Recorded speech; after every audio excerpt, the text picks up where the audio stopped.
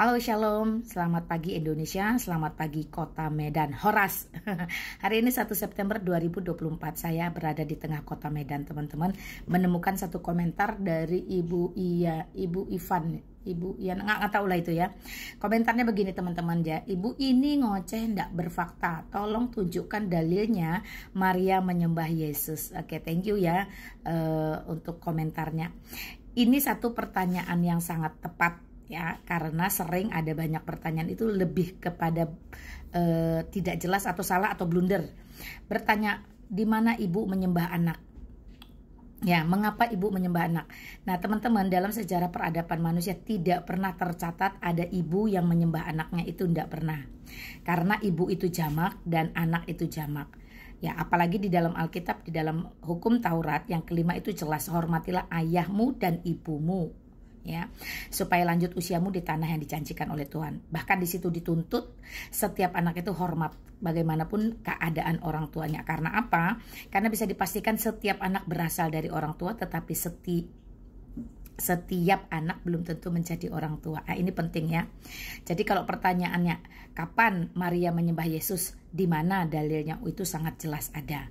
Nah, di dalam Lukas pasal 1 ayat 46 sampai 56 itu terkenal dengan Magnificat atau nyanyian Maria.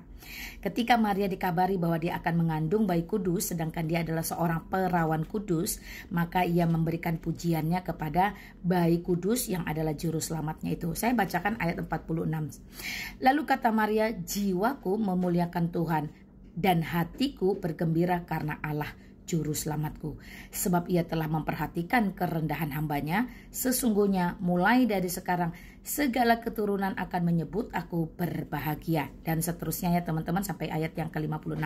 Nah, di situ Maria sangat bersyukur, bersukacita, dan dia mengakui ya akan Allah juru selamatnya. Demikian, tanpa diberitahu oleh para malaikat Maria akan mengandung bayi kudus, maka Magnificat ini tidak akan pernah keluar dari mulut Maria. Nah teman-teman, jadi terbukti ya bahwa Maria itu menyembah Yesus Kristus sebagai Allah, Tuhan dan Juru Selamatnya sejak ia masih di dalam rahim. So pertanyaan itu akan meningkat kalau teman-teman cerdas. Nah, setelah dia di luar rahim, apakah Maria juga masih menyembah Yesus Kristus? Itu saya jawab ya, juga iya. Karena biar bagaimanapun Yesus Kristus itu adalah Allah, Tuhan dan Juru Selamat bagi seluruh umat manusia tanpa terkecuali bagi Maria atau bagi Yusuf sendiri yang adalah tunangan Maria. Ya, teman-teman, kita buka di Matius pasal 28 ayat yang ke-9 ya. Coba kita lihat 28 ayat yang ke-9 itu tentang kebangkitan Kristus ya. Nah, di dalam perikopnya itu berjudul kebangkitan Kristus. Matius pasal 28 ayat 1 itu sampai 10. Saya bacakan ayat yang ke-9 ya.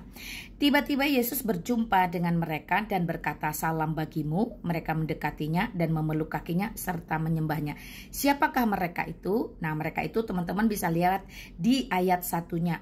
Setelah hari Sabat lewat, menjelang menyingsingnya fajar pada hari pertama minggu itu, pergilah Maria Magdalena dan Maria yang lain menengok kubur itu. Ya, jadi ada banyak Maria di situ, termasuk Maria ibunya Yesus Kristus dan perempuan-perempuan lain. Itu mereka tadinya berencana ya, berkeinginan untuk kembali merempah-rempahi ya tubuh Kristus karena sudah 3 hari ya. Nah, ternyata tubuh itu sudah tidak ada. Teman-teman bisa baca kelanjutannya sampai kemudian, maka kata Yesus kepada mereka di ayat yang ke-10, jangan takut, pergi dan katakanlah kepada saudara-saudaraku supaya mereka pergi ke Galilea dan di sanalah mereka akan melihat aku. Saudara-saudara di sini tentu para rasul, murid-murid Kristus. Nah, jadi sudah dijawab ya teman-teman, tidak bisa tidak, semua lidah akan mengaku, semua lutut akan bertekuk bahwa memang Yesus Kristus itu Raja semesta alam. Dia satu-satunya Allah yang pernah nuzul datang ke dunia ini, inkarnasi mengambil rupa seperti manusia, dan tidak pernah ada Allah lain, tidak pernah ada Tuhan lain. You percaya atau tidak, itu you punya problem. Tetapi firman Tuhan mengatakan iya dan amin. Oke, thank you ya. Tuhan Yesus memberkati. Jangan lupa ke gereja, jangan lupa beribadah. Selamat hari Minggu. Shalom semuanya.